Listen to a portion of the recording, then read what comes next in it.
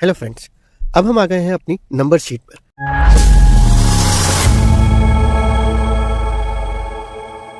और अब हम देखेंगे कि हम नंबर्स को किस तरह से फॉर्मेट कर सकते हैं। हमारे पास इस शीट के अंदर कुछ नंबर्स सैलरी के अंदर अवेलेबल है, कुछ नंबर्स मेरे पास मोबाइल नंबर्स हैं और कुछ नंबर्स मेरे पास बाहर रखे हुए हैं। अब हम देखते हैं इन नंबर्स को हम किस तरह से फॉर्मेट कर सकते हैं। सबसे पहले देखते हैं सैलरी। तो सैलरी के अंदर क्योंकि सारी सैलरीज मेरी थाउजेंड्स में है, पर अगर एक आप प्रॉपर फॉर्मेट देखें तो वो होता है डिजिट्स, उसके बाद कॉमा और उसके बाद जीरोस या जो भी वैल्यूज़ हैं वो। सो अगर मैं चाहता हूँ कि पहले मेरी ये सैलरी एक प्रॉपर फॉर्मेट में आ जाए तो उसके लिए इस कॉलम को सेलेक्ट करते हैं।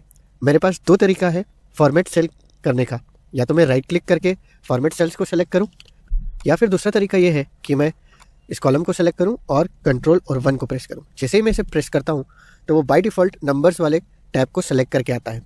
अब मैं इसके अंदर सेलेक्ट करता हूँ नंबर्स, तो मुझे किस तरह से कितने डेसिमल प्लेसेस रखने हैं तो वो मैं यहाँ पर प्रोवाइड करके मैं चाहता हूँ कि इस फॉर्मेट में दिखे। और मैं जैसे ही उसे ओके करूँगा तो आप देख सकते हैं कि मेरे सैलरी के बाद डेसिमल के बाद 2 ज़ीरोस ऐड हो गए हैं।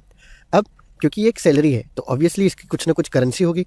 सो अब हम इसके अंदर एक करेंसी ऐड करते हैं। तो मैं वापस से राइट क्लिक करके फॉर्मेट सेल्स में जाता हूँ, करेंसी को सेलेक्ट करता हूँ। हमारी सैलरी डॉलर्स में नहीं है, सो वो इंडियन करेंसी है, मतलब INR के फॉर्म में है। जैसे ही मैं इसे सेलेक्ट करूँगा यहाँ पर हमारे पास कुछ अलग अलग ऑप्शन है। मैं चाहता हूँ कि मेरी सैलरी कॉमा से और 2 डेसिमल प्लेसेस तक आए। जैसे ही मैं इसे ओके करता हूँ तो आप देख सकते हैं मेरी सारी सैलरीज के अंदर INR ऐड हो चुका है और वो एक प्रॉपर कॉमा सेपरेटेड फॉर्मेट में आ गई है। जब मैं किसी भी सेल के ऊपर क्लिक करता हूँ तो आप देख सकते हैं फॉर्मूला बार के अंदर उसकी वैल्यू 46,500 ही आता है, बट जब भी वो डिस्प्ले होता है तो वो विथ INR डिस्प्ले होता है। सो ये वैल्यूज़ आपके सेल्स में ऐड तो हो जाती है, पर ये सिर्फ डिस्प्ले के लिए होती है। इसी तरह से हमारे पास H कॉलम के अंदर कुछ नंबर्स अवेलेबल हैं। मान लेते हैं कि ये कुछ SSC सिक्योरिटी कोड्स हैं। सो एक्सेल के अंदर एक स्पेशल फंक्शनैलिटी है जिसके अंदर आप SSC कोड्स का फॉर्मेट दे सकते हैं। SSC का कोड का फॉर्मेट होता है जिसमें उसके बीच में एक डैश से सेपरेट होता है।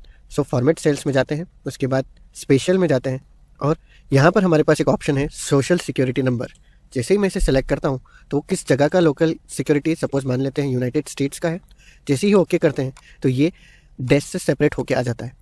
सो अगर हमारे पास 1000, 2000, 10,000 रिकॉर्ड्स होते और मुझे सबके लिए इस तरह से अगर मैनुअली जाके डैश देना होता तो मेरे 1 या 2 हफ्ते इस डाटा को बनाने में लग जाते। पर फॉर्मेट सेल्स को यूज़ करके हम किसी भी नंबर्स को, सिक्योरिटी नंबर्स को या फिर किसी भी करेंसी को, किसी सैलरी को हम इजीली फॉर्मेट सेल्स को यूज़ करके कर सकते हैं।